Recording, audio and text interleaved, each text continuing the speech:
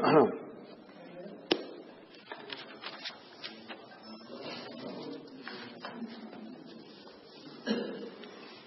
علیکم ورحمۃ اللہ وبرکاتہ.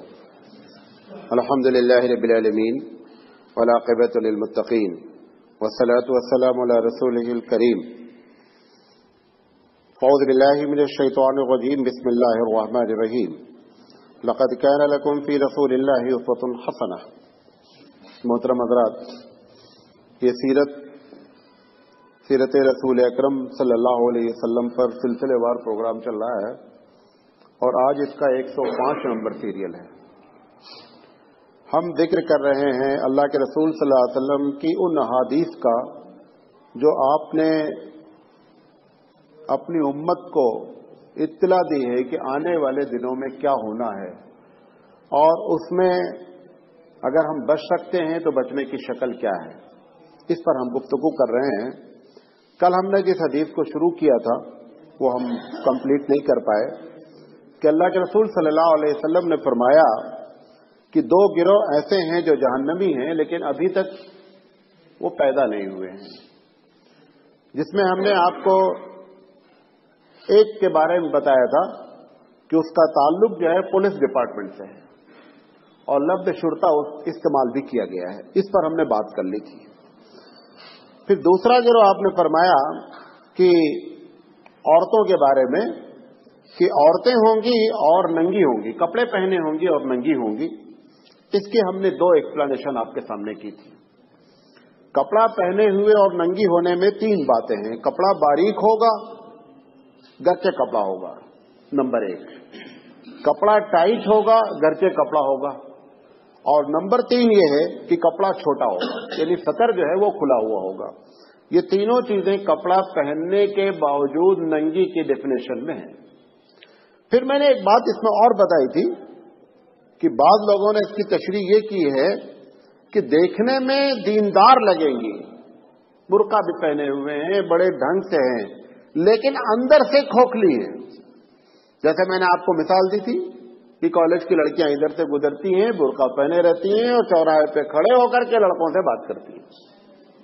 تو یہ کیا ہے کہ کپڑا بھی پہنے ہوئے ہیں، دیکھنے میں بھی دیندار ہیں، اور کیا ہے تقوی سے خالی ہیں. لہذا اس کی بنیاد پر بیان کیا گیا کہ یہ جو ہے کپڑا پہنے ہوں گی اور ننگی ہوں گی. اس کے بعد آپ نے فرمایا کہ یہ عورتیں ممیلاتن مائلاتن، 2 لفظ استعمال کیا ہے. ایک تو یہ کہ مائل کرنے والیاں ہوں گی اور مائل ہونے والیاں ہوں گی. قرآن مجید نے جہاں پر چور کی سزا بیان کی ہے وہاں پر چور کو میل کو پہلے کہا ہے. نہیں سمجھے؟ چوری جو ہوتی ہے دنیا میں اس میں جو میل ہے یعنی مرد ہے وہ زیادہ چوری کرتا ہے بنسبت عورت کے.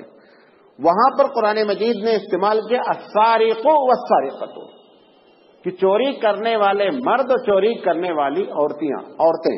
وہ عورتوں کو کیا کیا ہے اس نے سیکنڈ نمبر پہ رکھا ہے. جہاں پر اس نے زنا کی بات کہی ہے وہاں پہ عورت کو مقدم کیا ہے. الزانیۃ والزانی، زنا کرانے والی عورتیں اور مرد. تو پتہ یہ چلا کہ یہی بات یہاں پر بیان کی جا رہی ہے کہ یہ جو ہم معاشرے میں خرابی پیدا ہوتی ہے اس میں زیادہ رول عورت کا ہوتا ہے. اس لیے اللہ کے رسول صلی اللہ علیہ وسلم فرما رہے ہیں کہ ممیلاتن مائلاتن، مائل کرنے والی. یہ مائل کرنے کے 4 انداز ہوتے ہیں. غور سے سنیے گا کیونکہ یہ سب ہمارے معاشرے میں ہم سے ریلیٹڈ چیزیں ہیں. 4 چیزیں ہوتی ہیں اور جو بھی مرد پھنسا ہوا ہے دنیا میں جس انداز میں بھی جس عورت سے، اس کی یہی 4 وجہ بنیادی ہوتی ہیں. نمبر 1 گفتگو کا انداز. آپ دیکھیں بعض لوگ بات پر فدا ہیں، عورت کوئی ایسی خوبصورت نہیں ہے لیکن مرے جا رہے ہیں اس کے بات کی اسٹائل پر. قرآن نے کیا کہا؟ قرآن نے کہا کہ اگر تم غیر محرم سے بات کرو تو کڑک لہجے میں بات کرو. اس کی وجہ کیا ہے؟ اس سے معلوم ہے کہ سب سے زیادہ مرد جس چیز پر پھسلتا ہے وہ عورت کی بات ہے. اللہ تعالیٰ نے کہیں بھی ہم کو چھوڑا نہیں، ہر جگہ ہم کو گائیڈ کر رکھا ہے. عورت کو اس نے کہا کہ جب تم گفتگو کرو غیر محرم سے تو تمہارا انداز مسکرانے والا، لچک والا، نرمی والا نہیں ہو، بلکہ انداز کڑک ہو. اور نبی کریم صلی اللہ علیہ وسلم فرماتے ہیں وہ کڑک والی عورت ہم اس کو بااخلاق سمجھتے ہیں. ابھی اگر ہم کسی سے کہیں کیا بات ہے جی کیسے کام ہے تو اب بڑا بد اخلاق آدمی ہے. لیکن اگر یہی عورت کسی غیر محرم سے کہے بھائی کیوں آپ مجھے فون کر رہے ہیں، کیوں آپ نے فون کیا، جب آپ کو معلوم ہے یہ ان کا وقت نہیں ہے ہمارے شوہر کا، اگر اس انداز میں بات کرتی تو اللہ کے رسول اور اللہ تعالیٰ اس کے اس انداز پر بہت خوش ہوتا ہے. گھر کے دیکھنے میں بد اخلاقی ہے، اس بد اخلاقی کو پروردگار عالم پسند فرماتا ہے، کیونکہ اگر اس انداز میں آپ بات کریں گی تو دوبارہ وہ فون نہیں کرے گا، اور جب وہ نرمی دیکھتا ہے تب دوبارہ پھر وہ فون کرتا ہے. تو ممیلات میں سب سے پہلا جو خطرناک چیز ہے عورتوں کی وہ بات کرنا ہے. آپ دیکھیں ابھی کہیں پہ کاؤنٹر پہ بھیڑ لگی ہے، کہیں پہ رش ہے، وہ آئیں، وہ ذرا سا مسکرائیں، یہاں پھٹ گئے. کیا وجہ ہے؟ بات سمجھتے ہی نہیں. لیڈیز کو پریفرنس ہمیں تو کچھ نہیں دے رہا ہے. پریفرنس دینا ہوتا تو بوڑھی عورت کو بھی دیتا، وہ بوڑھی کو نہیں دیتا ہے، جوان کو دیتا ہے. پتہ چلا اس نے اپنے انداز سے کیا کیا ہے. سب سے زیادہ جو عورت کی بدتمیزی والی بات ہے وہ اپنی عزت کو بیچنے والی بات ہے. جب وہ اپنی عزت کو کیش کراتی ہے اس کا مطلب اب وہ سب کچھ کیش کرا سکتی ہے. اور عزت کا کیش کرانا شروع ہوتا کہاں سے؟ بات کرنے سے. جتنے لوگ دنیا میں پھنسے ہیں وہ عورت کی بات کرنے سے پھنسے سب سے پہلے. پھر دوسری چیز ہوتی ہے وہ کپڑا ہوتا ہے. کپڑے میں ایسا اٹریکشن ہے کہ لوگوں کو اپنی طرف مائل کرنا. نبی کریم صلی اللہ علیہ وسلم نے کپڑے کے بارے میں وہ تینوں باتیں آپ کو بیان فرما دی کہ کپڑا پہنے ٹائٹ نہیں پہنے، کپڑا پہنے ٹرانسپیرنٹ نہیں پہنے، کپڑا پہنے چھوٹا نہیں پہنے. اس کی بھی ہدایت دی گئی کہ یہ دوسری چیز ہے جو عورتیں اپنے اس کے ذریعے لوگوں کو کیا کرتی ہیں؟ مائل کرتی ہیں. تیسری چیز ہے میک اپ. تیسری چیز کیا ہے؟ Make up. صراحتاً ہمارے پاس ہم کو ہدایت دی گئی کہ اگر تم کو باہر جانا ہی ہے تو ایسی شکل میں آپ جائیں. نماز کے لیے حکم ہے کہ اگر عورتیں نماز کے لیے ذرا کھولیں یار یہ ایک دم پیک ہو گیا.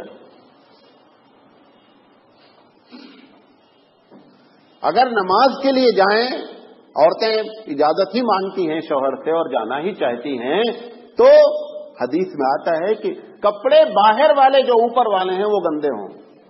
حالانکہ جہاں کہاں رہی ہیں؟ مسجد جا رہی ہیں. حکم ہے کہ خذوا زینتکم عند کل مسجد. مردوں کا حکم ہے کہ اگر مسجد میں جائیں تو اپنے گھر کا سب سے اچھا کپڑا ہمیشہ پہن کر جانا چاہیے.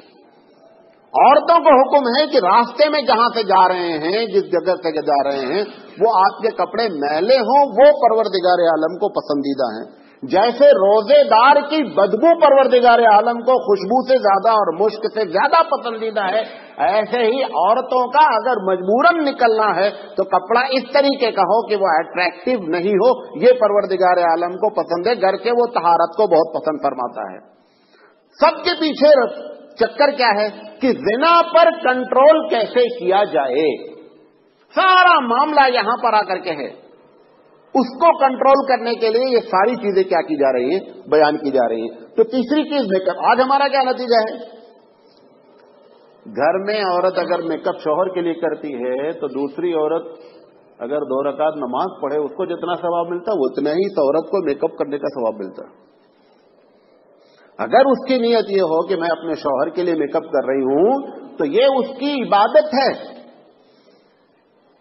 ہمارا معاملہ ایک دم الٹا ہے. گھر میں عورتیں ایک دم بے تکی رہنا ہے. کوئی چھوٹی سی چھوٹی بھی اگر گیدرنگ ہے، چھوٹی سی چھوٹی بھی پارٹی ہے، کہیں دعوت ہے تو وہ اس میں بن سنور کر جائے گی. اگر اس کو برقع بھی نہیں اتارنا ہے تو کم سے کم برقع ہی اٹریکٹیو پہن کر جائے گی. یہ جو چیزیں ہیں نا، یہ چیزیں بتا رہی ہیں کہ آپ اپنی طرف مائل کرنے والی ہیں. اچھا، چوتھی چیز چلنے کا انداز. قرآن مجید نے اس کو بھی منع فرمایا، حدیث میں بھی ہے کہ جب عورتیں چلیں تو چلنے میں جو ہے وہ انداز ایسا نہیں اختیار کریں. آپ دیکھیں ٹرینوں میں کبھی کئی بعض عورتیں سامان بیچنے آتی ہیں، بات بڑی شریف ہوتی ہیں، بعض چہرے سے اتنی چنچل ہوتی ہیں، اتنی بات، اور وہ سب سے زیادہ دھندا کرتی ہیں.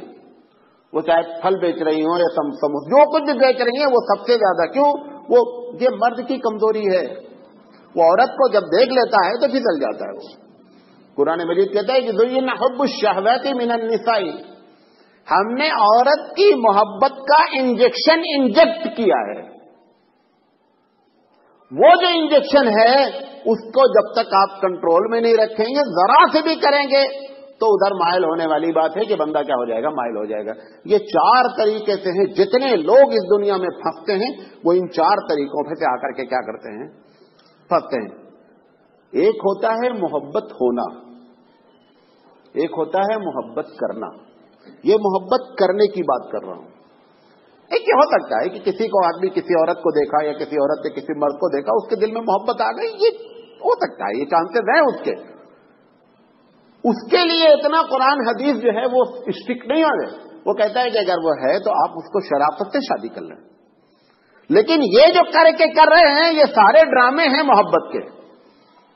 ये ड्रामे के जरिए जो मोहब्बत की जा रही है, हकीकत में मोहब्बत होती ही नहीं है।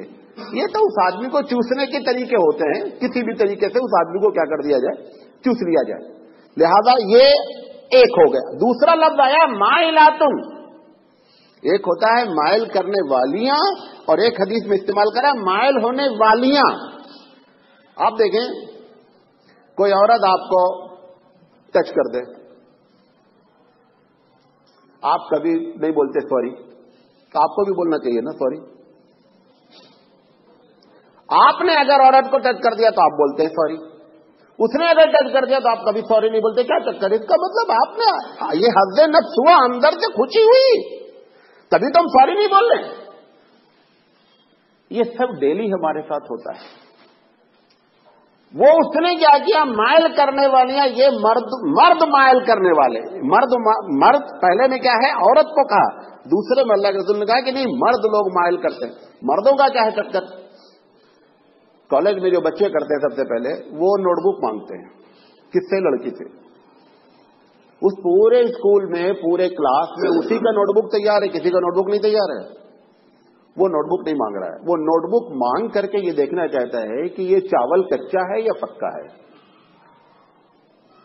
वहां से बात शुरू होती है। अगर वो पहले दिन, मालूम आपको, ये एक बहुत बड़ा टॉपिक है कि पूरी दुनिया को परवरदिगार आलम ने बैलेंसिव वे में पैदा किया है। बैलेंस, मिसाल के तौर पर हम औरत के मुकाबले में बड़ी ताकत रखते हैं। औरत हमारे सामने, एक औरत कुछ कोई हैसियत नहीं रखती, अगर हम एक हाथ खींच के मार दें तो किनारे हो जाएगी। इतने पावर हमको अल्लाह ने दिया। उसकी आंख में और उसके जुमले में क्या पावर है? अगर एक मर्तबा शरीफ औरत है, वो उस मर्द से कहे, इस बच्चे से, कि क्या तुमको शर्म नहीं आती मुझसे नोटबुक मांगते हुए? कभी जिंदगी में वो नोटबुक नहीं मांग सकता। उसके सारे पावर होने के बावजूद भी वो खत्म हो जाएगा। क्यों? क्योंकि रब ने उसकी आवाज में और उसकी आंख में वो पावर दिया है कि जो मर्दों के हाथों में पावर नहीं होता। ये रब का बैलेंसिंग सिस्टम है जिसने उसको, दुनिया को बैलेंस कर रखा है। कोई भी लड़की पर कोई हाथ उठा नहीं सकता अगर लड़की पहले दिन से स्टिक हो। होता यह है कि लूज होती है वो, जब वो लूज होती है तब सारी बातें आगे बढ़ती हैं। तो माइल करने वाले जब मर्द हैं तो वो इस तरीके से माइल करते हैं, फिर वो नोटबुक से फिर पूरी बुक लिखी जाती बाद में जाकर के। तो ये मामला है। लिहाजा अगर अल्लाह ताला ने कोई लड़की चाहे, हम तो पढ़ाते रहते थे वहां, कभी कोई लड़की शिकायत, हमने कहा किसी लड़के के अंदर दम ही नहीं है, सिर्फ एक मर्तबा लड़की ये कह दे लड़के से बिहेव योरसेल्फ, जबान संभाल के बात कीजिएगा, वो पूरी जिंदगी तुमसे बात नहीं करेगा वो बंदा। वो जब नहीं अभी तो तैयार नहीं है नोट, कल मैं आपको तैयार करके दे दूंगी, वहां से बात शुरू होती है। वहां पर भी सबसे पहली जो बात बताई कि आवाज का लहजा बदला जाता है। सबसे पहला जहां से मर्द फिसलता है वो सबसे पहला आवाज का लहजा बदला जाता है, और वहां से मामला क्या होता है, वो खराब होना शुरू होता है। बहरहाल ये औरतों का कोई एक्सक्यूज नहीं कि अल्लाह कबूल करेगा। अल्लाह कहेगा मैंने तुम्हारी आवाज में, तुम्हारी आंख में वो पावर दिया था कि अगर तुमको इस्तेमाल करती तो कोई मर्द की हिम्मत नहीं थी कि तुमको अपनी तरफ माइल करता। ये बात अल्लाह के रसूल सल्लल्लाहु अलैहि वसल्लम फरमा रहे हैं। फिर आप फरमा रहे हैं कि वो जमाना ऐसा भी आएगा, एक फरमाया कि कपड़ा पहने होंगी नंगी होंगी, दूसरा क्या बताया, माइल करने वाली होंगी माइल होने वाली होंगी। تیسری بات آپ نے فرمایا کہ ان کے سروں پہ جو بال ہوں گے وہ جوڑا جو بنائیں گے وہ بڑا اونچا اونچا بنائیں گے. آپ کو معلوم ہے ہندوستان میں بہت کم ہے ابھی, پورے خلیج ممالک میں یہ ایک بہت بڑا خط ہے عورتوں کا کہ کس کا کتنا. آپ اگر وہ برقع ڈالے ہوئے ہے کبھی کبھی یہی نہیں پتا چلتا کہ اس کا منہ ادھر ہے یا ادھر ہے. وہ اتنا بڑا سر بنائے رہتی ہے کہ یہی نہیں معلوم ہوتا کہ اس کا سر کدھر ہے. حالانکہ صراحتاً اللہ کے رسول دیکھیں دو طریقے سے وہ جوڑے بنائے جاتے ہیں, دونوں غور سے سن لیں. کنٹرول آپ کو کرنا ہے, بناتی وہ ہیں. گناہ آپ کو بھی ملنا ہے لیکن آپ کو معلوم ہونا چاہیے. کیا کرتی ہیں, بالوں کو لپیٹ کر کے اکٹھا کر دیتی ہے, وہ بال کیا ہوتا ہے بڑا ہو جاتا ہے. یہ بھی ناجائز ہے, یہ ناجائز ہے, حرام نہیں ہے. دوسرا کیا کرتی ہیں کہ بالوں میں بال آرٹیفیشل جوڑ دیا جاتا ہے اور جوڑ کر کے اس کو اوپر لا کر کے جوڑا بنایا جاتا ہے, یہ حرام ہے. پہلا والا جو کیا ہے وہ ناجائز ہے. یہ آرٹیفیشل بال جوڑ کر کے جو بال بنایا جا رہا ہے یہ کیا ہے, یہ حرام ہے. اسی کی طرف اللہ کے رسول فرما رہے ہیں کہ ان کے سر ایسے ہوں گے جیسے اونٹ کے کوہان ہوتے ہیں. پورا پکچر جو ہے نا خلیجی ممالک میں, گلف میں یہ سین نظر آتی ہے کہ یہ ہوتا رہتا ہے. لہذا اس سے ہم کو پرہیز کرنا چاہیے. پھر آپ نے فرمایا کہ ان کی سزا کیا ہے, یہ جو میں نے ذکر کیا اس قسم کی کٹنگ. آپ نے فرمایا لا يدخلن الجنہ, کبھی زندگی میں جنت میں داخل نہیں ہوں گی. دو وجہ جنت میں نہیں داخل ہونے کی. گناہ کرنا میں نے آپ سے کہا تھا کہ چھوٹا گناہ ہوتا ہے, گناہ کا سبب بننا بہت بڑا گناہ ہوتا ہے. ایک آدمی نے خود کر لیا ہے, اللہ تعالیٰ معاف کرے, لیکن تمہاری وجہ سے دوسرا آدمی بھی گناہ میں ملوث ہوا ہے, اب ڈبل گناہ لے کر بندہ چلتا ہے. یہ جو معاملہ ہو رہا ہے سارے میں کیا ہو رہا ہے, وہ عورت ڈبل گناہ لے کر کے کیا ہوئے چل رہی ہے. لہٰذا اللہ کے رسول فرمایا کہ لا يدخلن الجنہ, یہ جنت میں داخل نہیں ہوگی. پھر آپ نے فرمایا جنت میں داخل ہونا تو درکنار ہے, جنت کی خوشبو بھی نہیں سونگے گی. پھر آپ نے فرمایا کہ وہ خوشبو جو ہزاروں میل سے آتی ہے جنت کی خوشبو, وہ خوشبو بھی اس عورت کو نہیں. مطلب ایک تشدد بیان کرنا چاہتے ہیں کہ ایسی عورتیں جنت میں داخل نہیں ہوں گی. اسی لیے اللہ کے رسول نے ایک دوسری جگہ پہ فرمایا کہ عورتوں بی الرٹ, ہوشیار ہو جاؤ. میں نے جب جنت اور جہنم کو وزٹ کیا تو جہنم میں تم کو میں نے بہت زیادہ دیکھا ہے, لہذا اپنے آپ پر تھوڑا سا کنٹرول کرنے کی فکر کرو, کیونکہ وہاں پر تمہارا جو ہے تمہاری پاپولیشن بہت زیادہ ہے. لہذا یہ باتیں اللہ کے رسول صلی اللہ علیہ وسلم نے بیان فرمائی کہ قیامت کے قریب ہونے والی ہیں. دوسری حدیث یہ ابو داؤد کی حدیث ہے جو نقل کرنے جا رہا ہوں. مسند احمد میں بھی یہ ذکر ہے اور ابن ابی شیبہ میں بھی یہ حدیث ذکر ہے. حضرت ثوبان رضی اللہ تعالیٰ عنہ سے روایت ہے, ان ثوبان قال رسول اللہ صلی اللہ علیہ وسلم, حضرت ثوبان کہتے ہیں اللہ کے رسول صلی اللہ علیہ وسلم نے فرمایا کہ یوشک الامم ان تداعی علیکم کما تداعی الاکلۃ الی قصتها.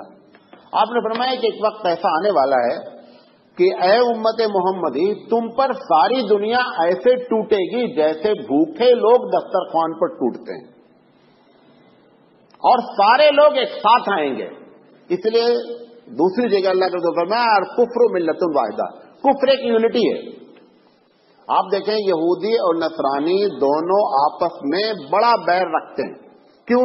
عیسیٰ علیہ السلام کو صلیب پر پھانسی پر چڑھانے والے کون ہیں؟ یہودی ہیں. وہ اللہ نے بچا لے, وہ ایک, لیکن سارا کام کیا کس نے ہے؟ یہودی نصرانی تو کبھی اکٹھا ہو ہی نہیں سکتے. لیکن جب آپ کا معاملہ آتا ہے تو وہ دونوں کیا ہوتے ہیں؟ اکٹھا ہو جاتے ہیں. تو آپ نے فرمایا الکفر ملۃ واحدہ, کفر ایک یونٹی ہے, دو ہی چیز ہوتی ہے, کفر اور اسلام. جتنے بھی مذاہب ہیں وہ سب کفر ہوتے ہیں, اسلام کے مقابلے میں کیا ہو جاتے ہیں؟ ایک ہو جاتے ہیں. آپ نے فرمایا کہ ایک وقت ایسا آئے گا کہ تم پر سارے لوگ مل کر کے ٹوٹ پڑیں گے, جیسے کہ لوگ دسترخوان پر ٹوٹتے ہیں. دسترخوان کی مثال کیوں دی؟ جب ایک آدمی کو بلایا جاتا ہے, دسترخوان پہ کھانا رکھ دیا جاتا ہے, تو اس کو یہ پابندی نہیں لگائی جاتی دیکھو چٹنی لینا سانن نہیں لینا, یہ پابندی نہیں ہوتی. آپ نے جب دسترخوان پہ بٹھا دیا, اس کا ایک بوٹی چاہے گا تو ایک لے گا, 5 چاہے گا تو 5. آپ بھلے بعد میں بولتے رہے بڑا بکواس آدمی ہے, اخلاق نہیں ہے, پورا کونڈا الٹنا چاہے الٹ لے گا, آپ اس کو منع نہیں کر سکتے کیونکہ آپ نے دسترخوان پہ رکھ کر کے بلا دیا. مطلب اللہ کے رسول نے مثال جو دی کہ جب وہ آئیں گے تو یہ نہیں دیکھیں گے کہ اس میں بچہ مارا جا رہا ہے، کہ اس میں عورت ماری جا رہی ہے، کہ اس میں بوڑھا مارا جا رہا ہے، وہ سب کا صفایا کریں گے۔ صحابہ نے پوچھا اللہ کے رسول ایسا کیوں ہوگا؟ کیا ہم تھوڑے ہوں گے؟ ہماری تعداد تھوڑی ہوگی؟ آپ نے فرمایا نہیں، تعداد تو بہت ہوگی۔ اصل میں دو جگہ ریکارڈ ہوتا ہے۔ اس دنیا میں ہمارا نام عبداللہ لکھا ہے، احمد لکھا ہے، محمد لکھا ہے۔ اللہ کے دربار میں بھی یہ عبداللہ لکھا ہونا چاہیے، یہ احمد لکھا رہنا چاہیے، یہ محمد لکھا رہنا چاہیے۔ جب وہ اللہ کے دربار میں لکھ دیا جاتا ہے تو اللہ کہتا ہے کہ مومن کی عزت پھر اتنی محترم ہے کہ اگر ایک مومن بھی اس زمین پر موجود ہوگا تو ہم قیامت برپا نہیں کریں گے۔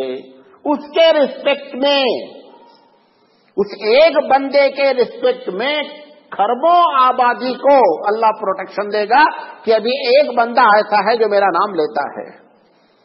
یہ ہے پروردگار عالم کے دربار میں اس بندے کا احترام جو حقیقت میں اس کے ہاں نوٹڈ ہے، ریکارڈڈ ہے۔ ابھی ہماری آبادی 1 ارب سے زیادہ جا رہی ہے، یعنی 100 کروڑ کو ہم کراس کر رہے ہیں مسلم پاپولیشن۔ 100 کروڑ ہونے کے باوجود بھی ہماری کیا ہے؟ یہ جو حدیث میں آئے کہ سب ٹوٹ پڑتے۔ ابھی جب عراق پر حملہ کیا گیا تو سارے لوگ نے مل کر کے حملہ کیا تھا، 48 ممالک کے جہاز شامل ہوئے تھے، مل کر کے انہوں نے حملہ کیا تھا۔ سب لوگ دیکھتے رہے۔ یہی حدیث ہے کہ سب مل کس کو مارا گیا، کیوں مارا گیا، کل بتایا تھا نا آپ کو نا۔ یہی نہیں معلوم مرنے والے کو ہم کیوں مر رہے ہیں۔ بھئی جو انہوں نے بیس بتائی کہ صاحب تمہارے پاس جو ہے وہ نیوکلیئر ہے، تمہارے پاس جو ہے وہ خطرناک قسم کے کیمیکلز ہیں جو دنیا کو تباہ کر دیتے ہیں، سب کچھ چھان مارا، ایک چوہا بھی نہیں نکلا۔ اس کے باوجود دنیا کچھ نہیں بول رہی ہے۔ کم سے کم 6.5 لاکھ آدمی مار دیے گئے، کچھ نہیں ہوا۔ یہی ہے، کثرت بہت ہوگی۔ اللہ کے رسول فرمایا کہ آبادی تو تمہاری بہت ہوگی۔ پھر صحابہ نے کہا جب آبادی ہوگی تو ایسی صورتحال کیوں ہوگی؟ کیا وجہ ہے اللہ تعالیٰ ایسی سزا دے گا؟ تو آپ نے فرمایا کہ لوگوں کے دلوں میں سے تمہارے بارے میں جو خوف ہے وہ نکل جائے گا۔ لوگ تم سے ڈریں گے نہیں، تم کو سمجھیں گے یہ تن کا ہے، کچھ نہیں ہے۔ گاجر مولی کی طرح جیسے کاٹا جاتا ہے نا، ایسے گاجر مولی کی طرح کاٹیں گے، کیونکہ تمہارا کوئی احترام غیروں کے دل میں برقرار نہیں رہے گا۔ پھر بھی مسئلہ نہیں، صاحب پوچھا کہ ایسا کیوں ہوگا کہ ان کے دل سے ہمارا احترام نکل جائے گا؟ اب آپ نے اصل بات فرمائی۔ آپ نے فرمایا 2 وجہ ہیں، حب الدنیا و کراہیت الموت۔ تم دنیا کی محبت میں لگ جاؤ گے اور موت سے بہت ڈرو گے۔ آپ نے فرمایا یہ 2 صفت پیدا ہوں گی جس کی بنیاد پر دنیا کے دلوں سے تمہارا احترام اور تمہارا خوف ختم ہو جائے گا۔ یہ جو حب الدنیا ہے اس کو سمجھ لیں، غور سے سنیے گا۔ ایک ہے دنیا کو برتنا سمجھتے ہیں، یوز کرنا۔ ایک ہے دنیا میں مست ہو جانا۔ دیکھے دنیا کی محبت کو غالب کر لینا، مست ہو جانا۔ یہاں پر اللہ کے رسول صلی اللہ علیہ وسلم نے دنیا برتنے کے نہیں کہا کہ دنیا نہیں برتو، دنیا کی محبت غالب ہوگی۔ اس کا مطلب یہ ہے کہ 2 الگ الگ چیزیں ہیں، ایک دنیا کا برتنا ہے اور ایک دنیا کا غالب ہونا ہے۔ میں مثال دیتا ہوں، ہم اس دنیا میں پیدا ہوئے ہیں، یقینی بات ہے کہ ہم کو اسی دنیا میں رہنا ہے، جب مر جائیں گے۔ کشتی ہے، کشتی کو چلنے کے لیے پانی چاہیے ہی چاہیے، بغیر پانی کی کشتی نہیں چل سکتی۔ لیکن ایسا نہیں ہونا چاہیے کہ پانی کشتی میں آ جائے، جیسے ہی پانی کشتی میں آیا اب کشتی کے لیے خطرہ ہو گیا۔ حالانکہ پانی ریکوائرڈ ہے، پانی کی اشد ضرورت ہے کشتی کو چلنے کے لیے، ورنہ کشتی موو نہیں کر سکتی، چل نہیں سکتی ہے۔ لیکن اس کا یہ مطلب نہیں ہے کہ وہ سمجھے، کیا کہتے ہیں، کشتی چلانے والا وہ یہ سمجھے کہ صاحب اب بہت اچھا ہے پانی کشتی میں ڈال لو، کیونکہ یہ بڑا اہم ہے۔ جیسے ہی پانی کشتی میں آئے گا کشتی کیا ہو جائے گی، ڈوب جائے گی۔ ایسے ہی ہماری مثال ہے، دنیا ہم کو برتنا ہے، دنیا ہمارے اوپر غالب نہیں آنا ہے۔ یہ جب دنیا غالب آ جاتی ہے تو اس کو کہتے ہیں حب الدنیا، اور جب ہم دنیا کو برتتے ہیں تو اس کو کہتے ہیں کسب دنیا، کہ دنیا میں ہم رہے ہیں، دنیا کو استعمال کرنا ہے۔ اچھا، اب کسب دنیا کتنا کیا جائے، دنیا کو کتنا کمایا جائے، یہ تو انلمیٹڈ ہے نا. میں اس کی مثال دیتا ہوں. چلتی ٹرک ہے، اس کی لائٹ جل رہی پیچھے، ایک بندے کو تم دوڑا دو گے، جا کر کے لائٹ چھو کر کے آ جاؤ. وہ یہ سمجھ رہا ہے کہ ٹرک کھڑا ہے، ٹرک کھڑا نہیں ہے. یہ تھک سکتا ہے، ٹرک کی لائٹ کو چھو نہیں سکتا.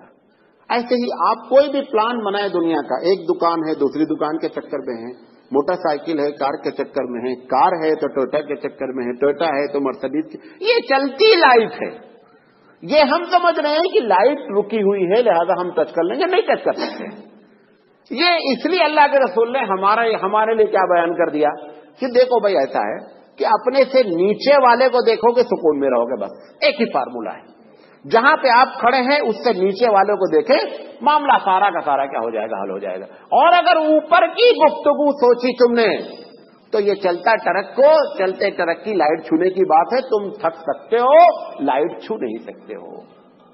تو دنیا جو برتنے کی بات ہے، یقینی بات ہم کو دنیا میں آئے ہیں، دنیا استعمال کرنا، کتنا ہم استعمال کریں. آپ کو ایک کسوٹی بیان کر رہا ہوں. دیکھیں، مالدار ہونا، خوب پیسہ کمانا شریعت میں کوئی منادی نہیں ہے. اگر شریعت میں یہ منادی ہوتی کہ صاحب نہیں مال بہت بری چیز ہے تو پراپرٹی سسٹم ہو نہیں رکھتا کہ پراپرٹی بانٹو. جب ایک سسٹم ہے کہ مال رکھو ہی نہیں تو اس کو یہ حکم دینے کی کیا ضرورت ہے کہ جب کوئی مر جائے تو پراپرٹی کا شیئر ایسے بانٹو. پتہ چلا نہیں مال تو بندہ رکھے گا. اگر اس کے نزدیک یہ ہوتا ہے کہ مال ایک دم بری چیز ہے تو وہ کبھی نہیں کہتا کہ زکوٰۃ کا یہ نظام رکھو، اتنے % زکوٰۃ دو. پتہ چلا پیسہ رہے گا. اچھا، پھر جب اسلامی حکومت اگر قائم ہوگی تو سارے ڈپارٹمنٹ کو چلانے کے لیے کیا چاہیے؟ پیسے چاہیے. Health department, education department, transport department, یہ تو ڈپارٹمنٹ ایسے ہیں جو گورنمنٹ سے پیسہ کھاتے ہیں.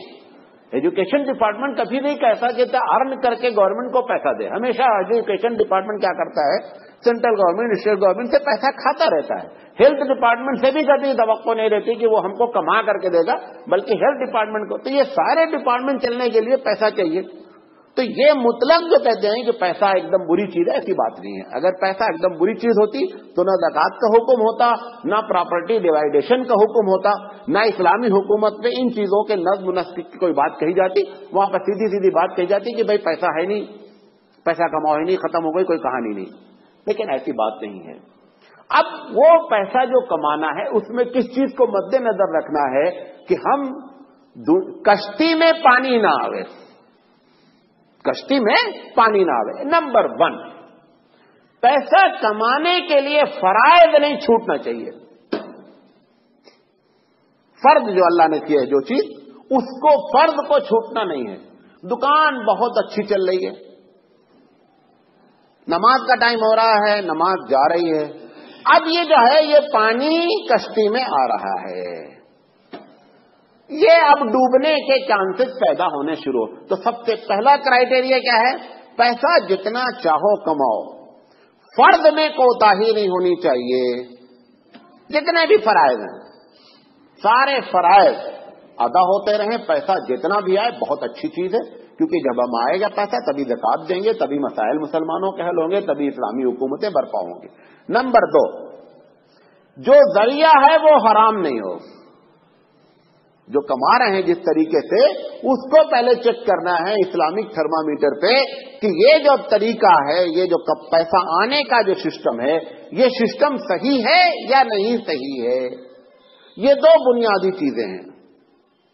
اگر یہ دونوں چیزوں پر آپ عمل کر رہے ہیں اور پیسہ آ رہا ہے تو پیسہ بہت اچھی چیز ہے، کوئی بری چیز نہیں ہے. لیکن آپ دیکھیں زیادہ تر جو پیسہ کمانے کے چکر میں لگے ہیں وہ اس میں ملوث ہیں، ان 2 میں ملوث ہیں.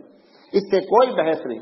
دیکھیں کوئی بھی آدمی یہ طے کر لے مجھے مالدار بننا ہے، اس سے کوئی بحث نہیں کہ حرام سے حلال سے تو مالدار بننا بہت آسان کام ہے. مالدار بننا مشکل اس وقت ہے جب آپ ان دونوں کو شرط میں رکھیں گے.